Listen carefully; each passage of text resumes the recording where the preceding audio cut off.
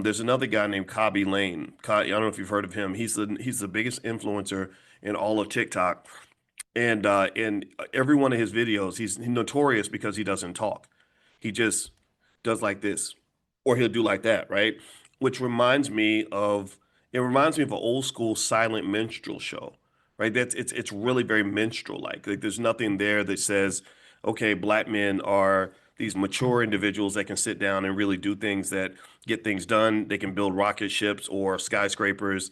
It says black men are these little imbeciles, these little dumb little children that can't really be relied on for anything except comedy, right? We you know you know and that and so that takes me back to my conversation with Kanye, because I remember sitting there and just thinking, man, you're acting like a kid, like you just you're almost 50, and I feel like I'm talking to someone younger than our 20-year-old. Our 20-year-old son was more mature than what I heard on the phone. It was just nigga this, nigga that, I'm the most important this and that, and and it was just such silly, it was silly stuff, you know what I mean?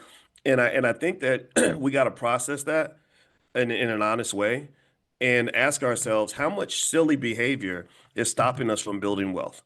When you talk about that word poor, passing over opportunities repeatedly, how much how many opportunities are we passing up and choosing to and allowing us to choose to remain poor by refusing to force our men and our women to grow up.